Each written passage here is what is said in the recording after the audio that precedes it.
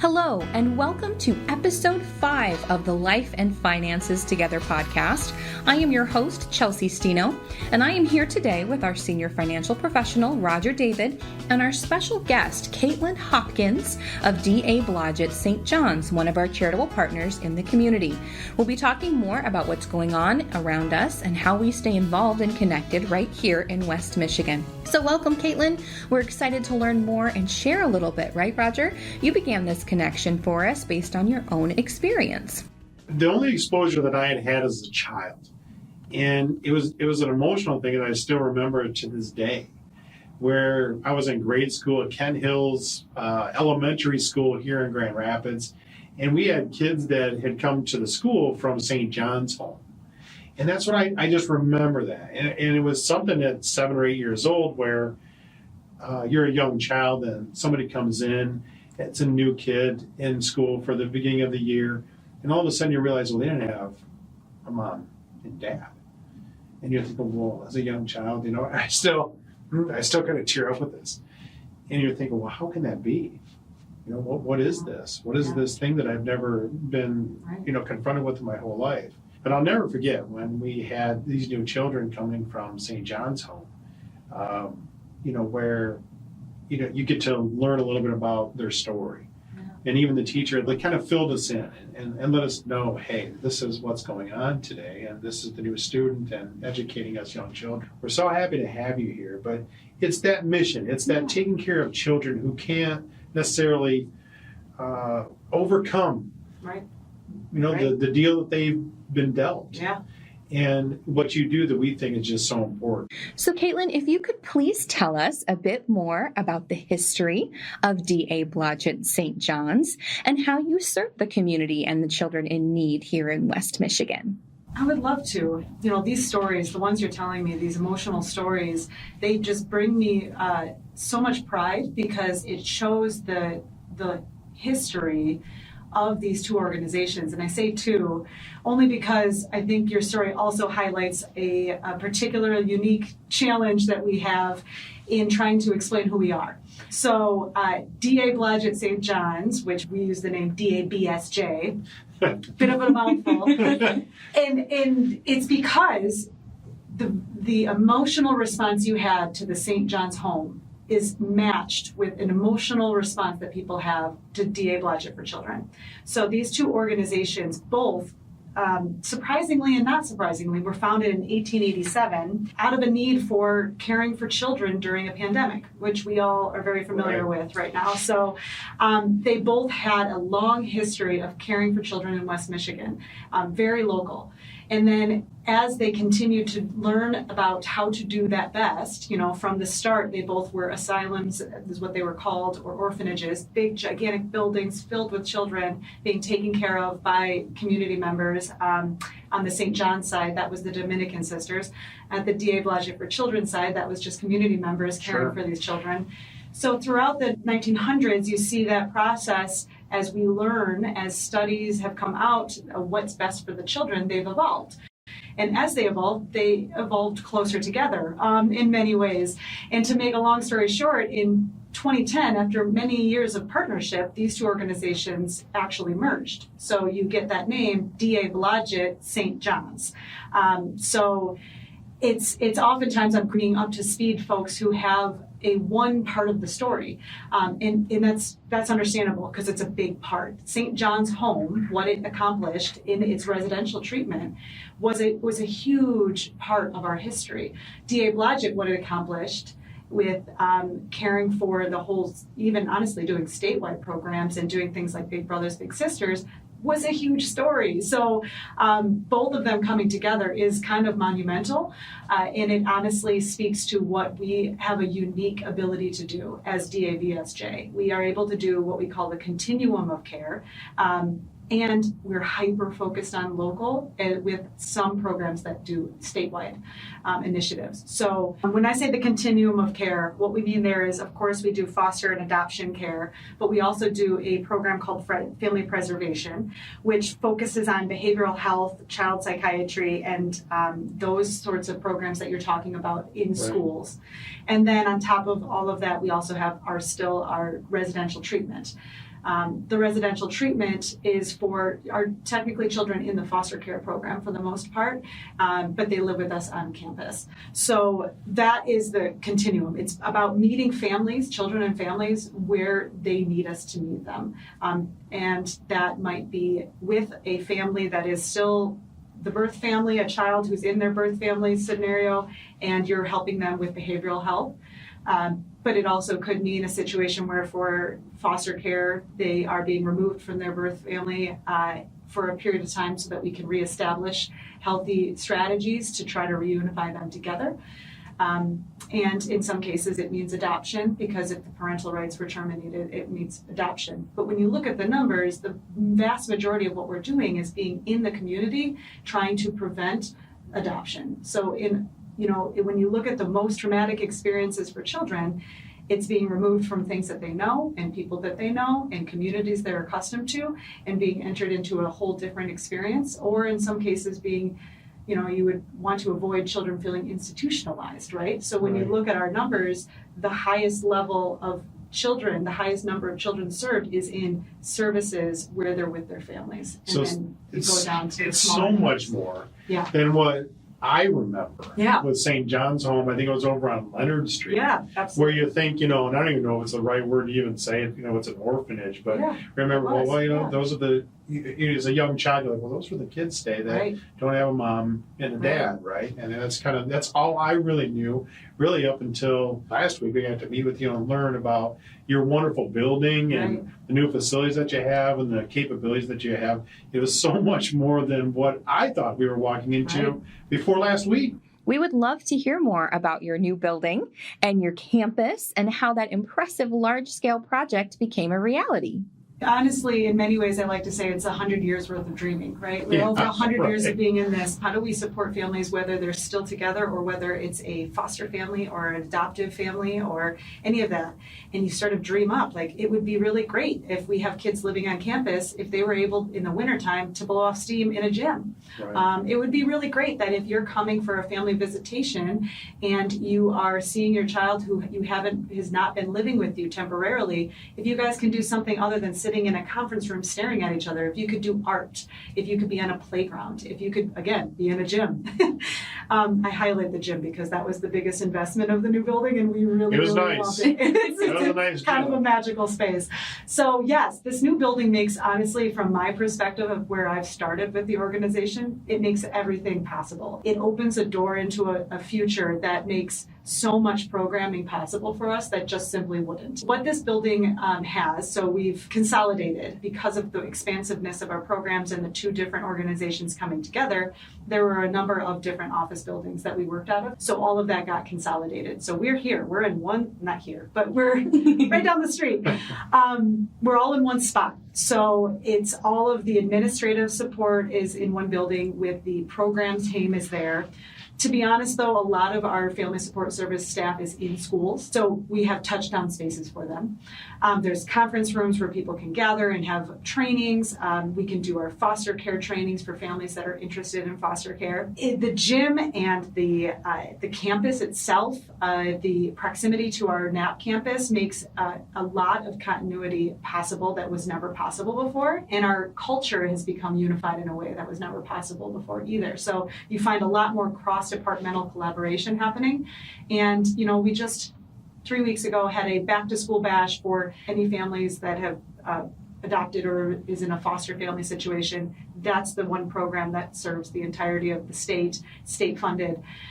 They did a back-to-school bash on our campus. That's dreaming that we've been having for decades, and so it's real now. I love it too. When we went through the facility, one of the things that at least I would see is that this was a place that you all put together that looks like you meant it. It's not, well, hey, we find a building and, it's kind of good enough. And you know what, with what we're trying to do, we can't expect to have anything more than this. That's not your facility. It's very impressive. I mean, the gym, the little kitchenette, and your description of the programs you do when you're putting together dinners, with each other and things like that. So when you look at that, it's just so amazing to say, you know what, this is something that somebody would feel like, this was meant for me. Well, and I would say for your listeners, probably, very finance savvy listeners, we came out of it entirely debt free. This did not draw from our general funding. The community rallied around this capital campaign in a very significant way, and I think that speaks to the dedication our community has for these children. Sure. So, and those sorts of investments can absolutely capsize nonprofits. And I think it's just a testament to our long-term donors and our corporate partners and so many that showed up and said, no, you have the track record of caring for these children in a way that we believe is vital to the success of our communities. And we want to invest in our future as a community by investing in these kids in this building. Well, let's talk about one of those uses for your space and a big drive that you host every year, the Backpack Drive. We were so excited to participate this year. It's been a while since I got to do back to school shopping, so my office looked a little bit like an office supply store as we prepared 20 backpacks with everything from pens and highlighters to calculators and water bottles and everything in between. And then the Reinfeldt and David team came over to your beautiful campus to drop off our small contribution to this big program. And we got to see how you use your community room space for volunteers and make this drive the success that it is every year. Please tell us more about it. Absolutely. And I would say, I wouldn't call it a little piece of it. 20 bags, and in particular, the 20 bags that you guys stopped were for kids that are older. So we were able to pick out 20 bags for 16 plus year olds. And those are always the hardest because they have the most stuff that they need, and they need the most expensive bag because it's got to be the biggest and it's got to be something that can hold the weight. So I just want to highlight that I think you were the largest single donation of bags for any individual or any individual company. So that's a huge deal, and we really, really appreciate it. We did 422 bags this year.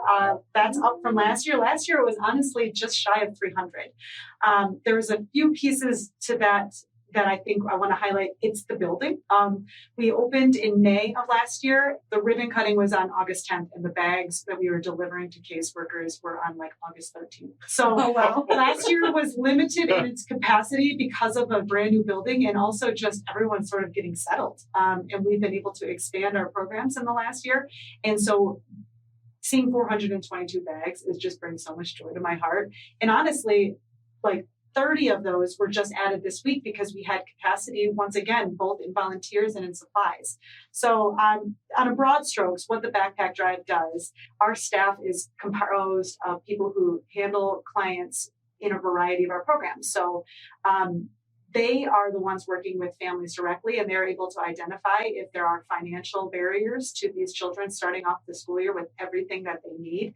And that might be a foster family where you might get stipends for the children that are in your home. But, the way in which we're able to show up for them in this is a financial burden that means that their stipend can go towards other supplies and other needs for the kids.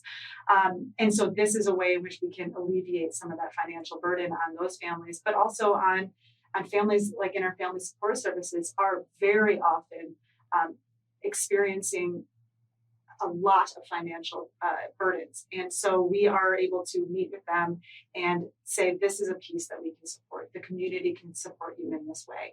So they identify cases that this would be incredibly beneficial. They submit them to us, and they do that in a form that asks for favorite color, favorite cartoon character, anything else that they might need that might help us find the perfect fit for this child. And then we get to work with community donors and volunteers, gathering supplies and then assembling bags. You can donate cash, you can donate supplies, or you can sponsor children specifically. And so what that looks like is that for a few weeks, we post lists of information where you can sort through, you can see first names only of kids. You don't see pictures or anything like that. We're very, very mindful of HIPAA, but you can get a picture of perhaps in your mind of what this child likes and what their needs are. And you can go shop with them. A lot of families do this they'll pick one kiddo and with their kids go to the grocery store, and it's a way to kind of model philanthropy, but also help children, that experience you had as a child of recognizing that your peers who maybe aren't doing as well as you in math have are going home to a very different situation, Yeah. and that's distracting. Studies show that trauma pauses your brain.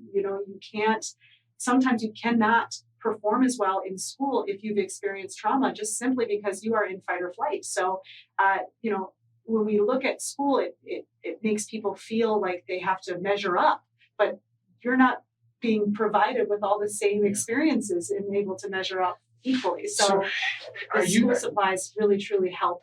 So in participating in this, there's families that would actually take the child to go to a kiddo and go shopping with them. And I mean, that's got to be an incredible thing in and of itself, just to say, you know what, here's somebody that cares. This is not just a check that shows up, or even some things that show up, with some donations and everything. Now you're saying, hey, this is that, and hey, there's somebody here that cares about you, right?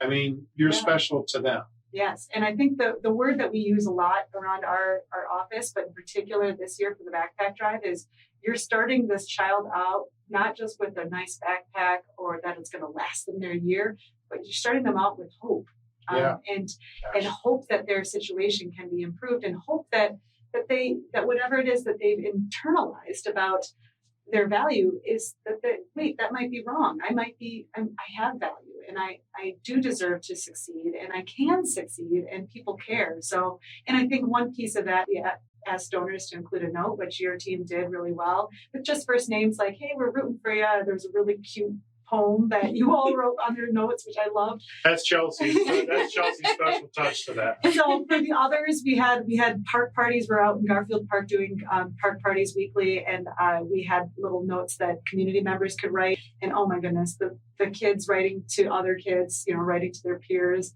One of them was like, "You're gonna do great. Eat a lot at lunch, and here's a picture of Darth Vader." And it was like, it was so cute. So absolutely, the message being that you matter and that you're more than your circumstances in this case. And I would also say a piece of this that we don't talk a ton about when we're just talking about the drive, but certainly is the constant conversation among the volunteers while we're stuffing bags, is how important these items are to children. And it's not just the pencils, but it's the bag, and it's the lunchbox, it's the water bottle. And it's not saying that we want to ensure that these children are keeping up. They don't all have to have a Puma bag, but if you were to just go out and get generic bags for these kids and just say, you're a kindergarten, you must love Bluey, but they don't like Bluey, that can be like humiliating for a child. And what we're just saying is, so often what I think sets us apart is not what we do. It's how we do absolutely. It. Yeah, I can't say it enough. It's so meaningful. When Chelsea was telling us what we're doing, what are we doing? We got all these things in here, and I mentioned it's just so meaningful. And I had a lot of fun in the meeting with you, because I ended up meeting a fellow polar bear from Preston here in Grand Rapids. She graduated a few years before me, amazing. But it was just again, it's those relationships and just that connection. It was just a simple connection I had with one of your volunteers that went to the same high school I did, and just to make that connection, and I think it's just so meaningful in a way to say, hey, you know what? We put some effort into this, because you can see it. And these aren't hidden children. These are in every school district. I mean, we have children, graduating from Rockford. We've got kids going to Kanawha Hills. We've got kids going. Every one of these school districts has these children.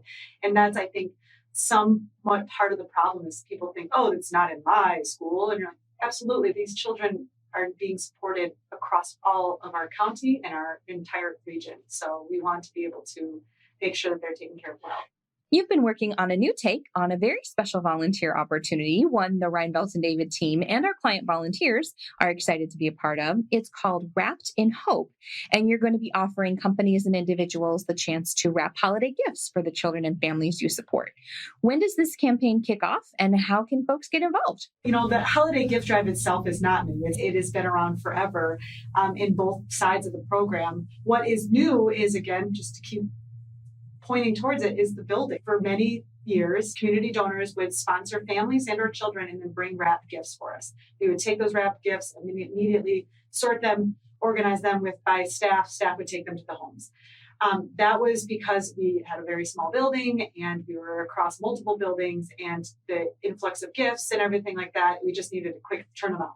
Sure. By having a gym, which again, the smell of the gym to me smells like Christmas, because this was my first seminal memory with this gym, was this holiday gift drive. We said we have the space and we have potentially the amount of volunteers to be able to, again, improve how we're doing this. The Wrapped in Hope Week is the response to our experimentation last year, because I had so many longstanding staff and volunteers who were like, there's no way we can't wrap all those gifts. There's no way you won't be wrapping next year. And I was like, I think our community can handle it. I think we can do this. So we created this workshop of support where we had 10 wrapping stations with just a whole center aisle full of supplies. It was magical. We had a whole station off to the side. When the gifts came in, we audited them. They got processed, tagged, and then put over in a bag. Volunteers would come grab the bag, bring it over to the wrapping station, wrap them so that they looked similar. Those details matter. Having one sibling have drastically different wrapping paper and drastically different supplies and things like that than you is kind of jarring. It just speaks to the otherness of your experience. And so I think those details matter in terms of mental health. So we wanted to up the ante. So anyway, long story short, the Wrapped in Hope Week is from the 2nd to the 6th. And it's basically each day we're going to be pairing it with a corporate donor, a sponsor who will either just wants to contribute financially or bring a team of volunteers to help wrap. And each of those days there'll be wrapping gifts in our gym with us, receiving gifts. And it's basically just encouraging the community to come around us at this week and help get these gifts ready for the families. So it culminates in the Saturday, the main community wrapping event. And it's actually going to an adjustment from last year. That's the final day to drop off donations. So then we'll have volunteers with Santa hats on and warm coats ready to exchange the gifts that are being dropped off, pulling up with carts to unload cars onto carts and then hand off hot cocoa, whatever it is. I'm hoping to get a food truck with some hot soup and grilled cheese going there too on that community wrap day. And we're going to have just a jolly, forgive me, but a jolly old time of just really reveling in this community experience, Right. And I think that's something that we all are yearning for, is how do we village together? How do we come together and help raise our community's children up and make sure they're successful? So we'll have a similar process where you can sponsor a family or a child. You can pick them out, see everything that they specifically requested, and then come around them with support. Or you can just donate funds where we then source items for them, or you can come volunteer or do all of it. I mean, we would love that. Obviously, it's such a big program, because when you think about all of the different ways that we serve children and families, each one of those programs has a unique relationship with this drive. So if you're in foster care, you might be facing the first Christmas where your family has a new addition that it never had before, and you're trying to establish new traditions, and you're helping them navigate the trauma of not being in their home. This is their child's first experience not being with their family. So your capacity to go and specialize gifts for these children is limited, because you are really just navigating a very emotional time for these kids in your family. In some cases, you are financially now taking on a whole new burden. And so you have to, if you're an adoptive family, you might have the first year, a lot of friends and family come around, this whole new exciting change in your life, but year 2, year 3, year 4, it's not quite the same. And so you might be trying to navigate that. And we do support families for as much as we can, for as long as we can. And then on the other side, on the other program side, last year, I remember having the donor funds that we collected, we were able to find some very hyper-specific needs for certain families. And in family support services, they are helping families, oftentimes children with developmental disabilities. And so all that this child really wanted was a mini trampoline, because they can perform better emotionally when they are bouncing. Wow. So often kids have, in the autism spectrum, have specific needs that you You wouldn't realize how important a little trampoline or a bouncing exercise ball or whatever their needs are is to them. And those might just have a ticket price that's really, so they'll say, we want nothing else besides this little mini trampoline. Sure. That could be something with bars that they can hold on to and jump.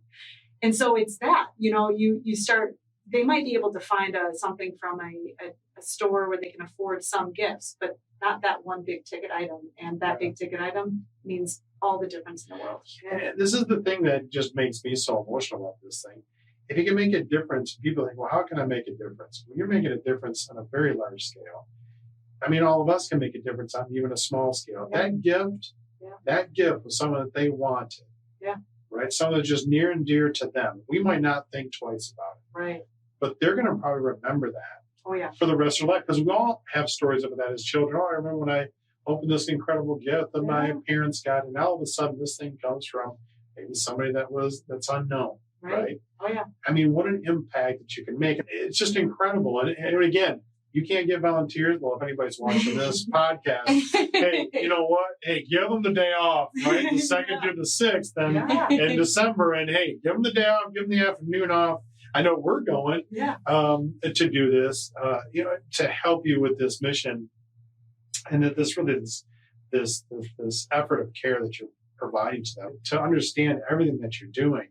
And just those little things to those kids, I mean, 400 and some backpacks, you'd have to think, and this would be enough for me, and I hope it'd be enough for anybody else to say, look, if there's, 40 kids, if it's 10% of that number, right, that is going to carry that with them for the rest of their life, do you know how impactful that is? Well, when you're talking about impact, you can't just focus on the kids, because you think if I have a sibling, if it's a sibling, the aunts, the uncles, the grandmas, the parents, there's so many people that are impacted. When you can make a situation better, if you can find progress, you can find hope for a situation.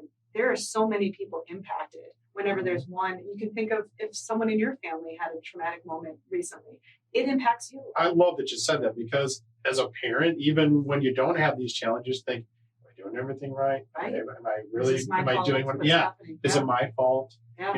What have I done? Yeah. And to have this assistance and to make that kind of difference, gosh, I love that you said that, because it absolutely would impact more than just the child. As we continue to grow it, there's just so many ways that we could even go further, because we are in foster care, they're working for reunification. And so how does it look and how does it feel if the foster family is given all of these gifts, and then the family that you're trying to reunify with, your birth family, doesn't have the financial ability? Oftentimes, the situations that we're encountering are financial, first and foremost. And so if we can find a way to get these, deal with, other barriers that might be impacting their ability to care for their children, and get them to the place where they can, one of the ways that they can continue to bond with their child, even if they're not living with them, is here's a gift. So when you donate gifts, that goes into a pop-up shop that we draw from when we need to supplement lists, and birth families can participate in when they're going on a family visit, and they can pick it out and say, I saw this for you.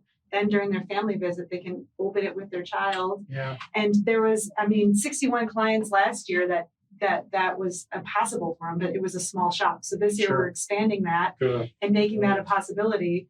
And then in some cases we're having foster families will want to come pick up the gifts after they've been assembled, and they go home and wrap them so that they match all the other kids' gifts. Sure. And so you're a part of our family. So again, so many different ways in which programs connect to this drive, and so many different stories. I think one of my favorites, and I'll probably start getting emotional, is I was just on the ground somewhere auditing and drenched in sweat. My back hurts because there's a lot of bending down. So I'm sitting there and then this caseworker comes and says, do you know who the donors are? And I was like, some cases I do. Is there an issue? And she goes, this donor. And I was like, did something go wrong? She goes, they got her a violin. And I was like, oh, okay. And she goes, I was there last week and she had to quit orchestra because she didn't have a violin, and she's just going to lose it if she has a violin. Yeah. Oh, wow. And I recently started, and I was like, oh my gosh, she's going to quit orchestra? She was going to quit orchestra. Yeah. And so and you're watching this caseworker cry, and I'm thinking the wins, this is a win for for the child, but it's a win for the caseworker Yeah. who's entering into these situations that are so hard. Oh gosh. And they're being seen in so many different lights by the child, by the birth family, by the foster family, by the system, by their staff. Sometimes sees themselves as the person holding the umbrella over the child. And each spoke of that umbrella is a person that's connected to this case, to the situation. And they're just there with the child. And they know, just like the child does, they know each of these distinct relationships. They know their school counselor, they know their birth family, they know their siblings, they know the foster families, sometimes the multiple foster families that their siblings are in, because it's hard to find families that will take multiple children at once. They know their therapist and all these different service providers, but they're there right next to the kid holding the umbrella, protecting them from the storm as much as they can. And so when you think about something like a donor coming in with a violin, it makes that so much easier. Right. You know, it's those small things that are saying that not only is the child not alone, not only is the birth family not alone, not only is the counselor, everybody, we're all in it. And we're all so interconnected. And I think that is such a beautiful part of this. And it is so often the bare essentials. They're like, it would be fabulous if I could get a new pair of shoes or boots or coats. Like the boots and coats are incredible. So yeah. And I one other thing about the holiday gift drive that I want to say is it is one of the most sustainable programs that we have, in my opinion, because there's no such thing as too much. When people see our leftover school supplies, they're like, what are you going to do with all those leftovers? And I'm like, are you kidding me? There's no such thing as leftovers. Right. Those get turned into supplies in so many ways. The crayons, we store some for the starting of the next year so we can keep this efficient, but the rest of them go into our art therapy room. We've got, for the holiday gift drive, we're establishing once again something that was once at Leonard. It's a care closet that is supported by our community volunteers. They maintain this supply room where if you're working on good behavior with a child, or if their birthday comes up and you want to be able to celebrate a birthday with them, that these leftover toys and coloring books and fidget toys, whatever it is that we have left over from the holiday gift drive, turns into supplies that last the entire year. Yeah. I mean, honestly, it is such a vital program that extends beyond the holiday gift drive, that we can continually give this support to these kids. It's incredible. If you are interested in joining us, please contact our office to let us know, and we'll be happy to share all of the details about our volunteer time at DABSJ with you. And we would love to have you join us. And I always like to talk about the ripple effect, right? There's just one little thing. I mean, we talk about these different things, with our clients all the time. This is what we do for a living. How much you're going to spend on Christmas? How much you're going to spend on birthdays? Those types of things. And you just kind of take it for granted. You kind of gloss over this thing. Well, now all of a sudden, this is a little bit more meaningful. Yeah. This is something now that affects somebody's life. The ripple effect, not only the child, but the parents and the grandparents. And you know what? I'll tell you another thing. To the general community, too. Being able to change the conditioning that the child has been used to. Being able to change their view of certain things, or even of people. Yeah. And, how they think people feel or view them.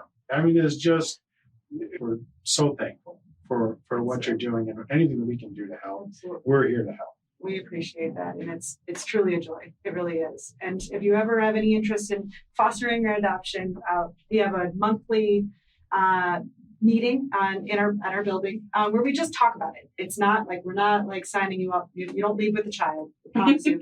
But it's something to think about as you enter the stage of life where you are, maybe you're even retired. I mean, there are so many myths about foster parents that you can't be too old, really. You being retired, we're incredibly inclusive. So whatever you believe is holding you back from being a foster parent, it doesn't exist. And come talk to us. It could be something you're planning for 5 years down the line.